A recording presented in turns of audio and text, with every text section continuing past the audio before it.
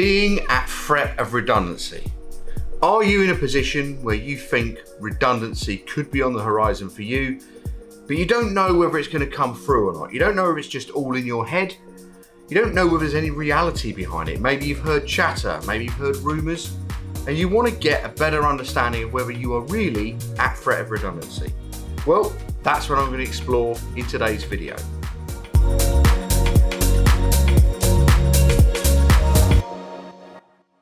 So, my name's Seb. The purpose of the channel itself is to help employees either in work or those seeking work.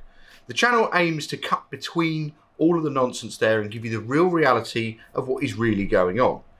If you like the sound of this channel, do consider subscribing to the channel, and if you do like this video, click the bell icon and select all so you won't miss any one of our forthcoming videos. So, you think you're at threat of redundancy. But let's clarify what is actual signs of being at threat of redundancy. And as far as I'm concerned from experience, there are three things you want to keep an eye out for. The first is chatter within the business. As the old saying goes, there is no smoke without fire. If there happens to be one individual that for the last 10 years, every single week, Monday morning has come in, yeah, we're all going to get made redundant, everything's going to fall apart, then understandably you might want to take what they say with a bit of a pinch of salt. But if several employees who wouldn't normally say this are all sort of muttering about possible redundancies on the horizon, especially if they are people that have been made redundant in the past and have had experience of what it looks like in the run-up to redundancies, then I'd start listening and taking some notice. The second thing I'd want you to be aware of is with some companies, they will be, or they either will be obligated to say, we need to let you know you're at threat of redundancy on the list, or they may feel that the right moral thing to do is to make you aware, even if they are not legally obligated to have to say that for whatever reason. But not all companies are like that. Some companies, well, they won't say anything. They'll be quite quiet about it. So you want to sit there and look for these other two signs just to give yourself a bit of a heads up. The first of which is if for no apparent reason there is a hiring ban and there is suddenly a stop of and a halt of investment on all things within the business. Let's say they had plans to expand or they were trying to do improvements on the business and suddenly they all stop. There might be a reason for that. Now it could be that there's a financial issue, maybe funding stopped, maybe they're in a position where they've lost a contract in the background, they haven't told the staff about it. Maybe something's going on that's giving a financial impact on the business that they can't yet sit there and reveal, but it could mean to be able to save the business and look after the greater good, that they need to cut jobs or a certain proportion of jobs to be able to save the money they need to prop up the business. So if you see any sudden drops of investment, hiring bans all of a sudden, and that's going against what they said was the original plan, and it just seems a bit abrupt and a bit blunt, and they're all a little bit sheepish and quiet about it. And when I say all of them, all a bit, I'm talking about the powers that be within the business, then I take a notice, why is that? Maybe, on the quiet, ask a couple of people to see, is there anything going on? What's happening here? And see what you might hear on the down low. The third thing I would keep an eye on is if you're in a position in a business where you know they have, let's say, a bit of a cash cow account. Maybe they have a big contract or a big client that they work with. They're doing really well, but you know that contract is probably coming to an end. And they haven't said or indicated that they have a replacement for that contract, haven't won anything. Well, if that contract itself, by servicing that contract, brings a lot of business in, and that contract is coming to an end and they haven't had it renewed, or there isn't a replacement contract for it, well, they're going to lose a substantial amount of income within the business. Whenever a company has a contract within a business, they will need to service that contract, okay? And that means having staff and resources, equipment and software, whatever it is, to be able to provide the service to meet the contract needs to that end client. If that client no longer is going to renew with you or do business with your business, then you will be in a position where all of those resources, equipment and the people that work on that contract would otherwise be surplus to requirements. Now, they don't want to let people go before the contract ends because they still need to fulfill the contract obligations. But if you know there's 2 or 3 months left on that contract, they haven't got a renewal, let's say it's coming to the end and everyone seems a little bit quiet, the powers that be seem a bit quiet, then you might want to be thinking about what happens when that contract ends. If there's no renewal on that, I'm probably going to be surplus to requirements. So these are the 3 things that you want to keep an eye out for if you want to have a look at the signs that you may be at threat of redundancy. The next thing I want to talk about is the length of tenure that you have had within the business. You see, the thing is, if you have worked for a company in a permanent role for less than 2 years, your rights to redundancy are not there. Basically, a company in your first 2 years of employment in the UK can more or less let you go for anything. You don't really have any rights from a worker's perspective. It's not to say they can't bully you or that they're allowed to bully you or harass you or anything like that. No, they're not, of course. But from an employment perspective, if they didn't like how you worked, or they weren't convinced by you, or maybe the boss just didn't like your face, they can go and get rid of you really for any reason, and there's not really any comeback you can have.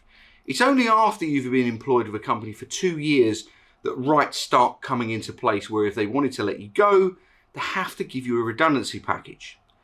Now, if you're on a contract, i.e. you're not a permanent employee of the business, and you're on a, this probably won't make much sense to most people, but if you know anything about IR35 basically, and that is familiar to you, and you're a contractor inside IR35, then you have some rights for it if you've been there for a long, prolonged period.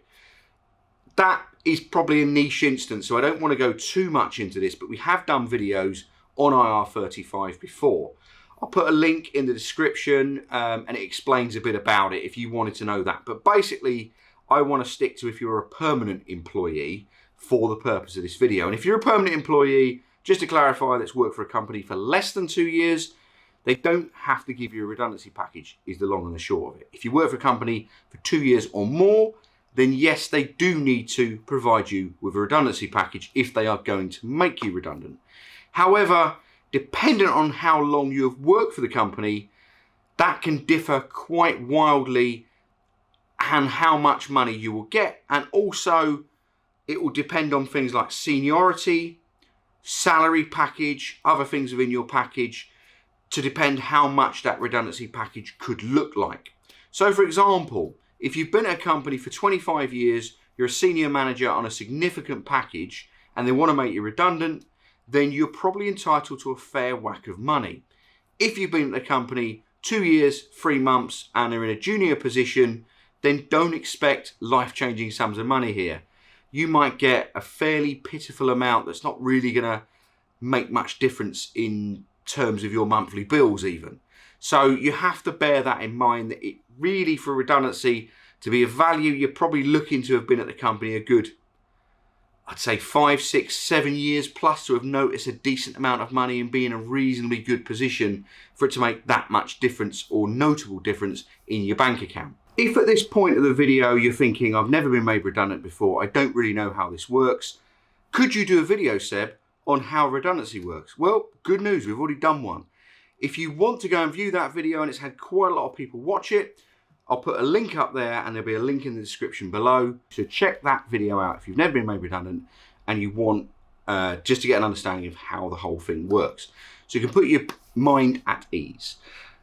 Next part of the video is I want to go for your options. So if you're at threat of redundancy, what are your options? And I'm coming at this from more a tactical perspective. You see, redundancy, typically you'll have some signs, as I said earlier in this video, that will be there to indicate that a redundancy could be on the horizon for you. So what would be wise at this point, my advice would be to have some options or some tactics, if you like, to be able to have a plan of what to do if and when that happens. So if the company comes to you with redundancy, or you get a sniff that there's a redundancy on the horizon and you think, right, I think redundancies are coming, you've got some options and ways of being able to play it.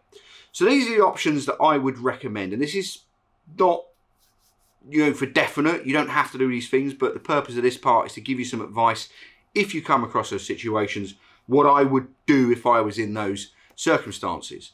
So let's say you've been at the company for not a very long period of time. You've been there for 2 years, 3 months, let's say, and therefore your redundancy package probably isn't going to be a large amount of money, especially if you're in a junior type position. So if you're not going to get loads of money being paid out, then you've got to consider, well, if I get let go from the company and I wait for redundancy payout, what's it going to look like after I leave the company? Now, at the moment of recording this video, there's a big steelworks in South Wales which is basically going to make some large scale layoffs. Some people who are watching this video might be affected by that. Now, if I were in that position and I hadn't been there for very long and I knew my redundancy package wouldn't be very good, what I'd be acutely aware of is that there's an awful lot of people that could be made redundant at the same time that could be my competitors for other jobs in the local area. Now, with the economy as it is at the moment, there are vacancies out there, there are jobs out there, but if all of a sudden 1,000 people come to market with the same skill set, there's only going to be a finite amount of jobs available within that area.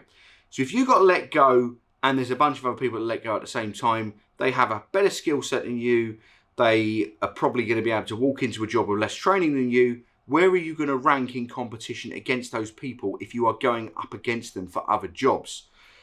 That's what you've got to bear in mind. And if you couple that with the fact that perhaps you haven't been at a job for very long and your redundancy package will be quite brief, I might be tempted, if I'm being honest, to probably go, look, I'm going to jump before I can walk, jump before I'm pushed even. So I'd probably have a look for something earlier on. If I looked at my redundancy package and thought, it's going to be, I might get a few £100 here. But on the other hand, if I wait around for my few £100 and I'm out of work for 3 months, I'm going to lose a lot more than £300. That £300, walking away from it and going to get another job straight away might be a more sensible idea. So I'd probably keep your options open and be proactive about it. I'd probably have a look at the local jobs market. I'd probably look at it and think, right, what is available to me? What can I get in?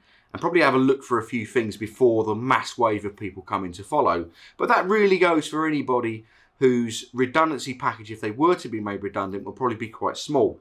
And what you've got to bear in mind is when companies make redundancies, the reality is they tend to go on last in, first out.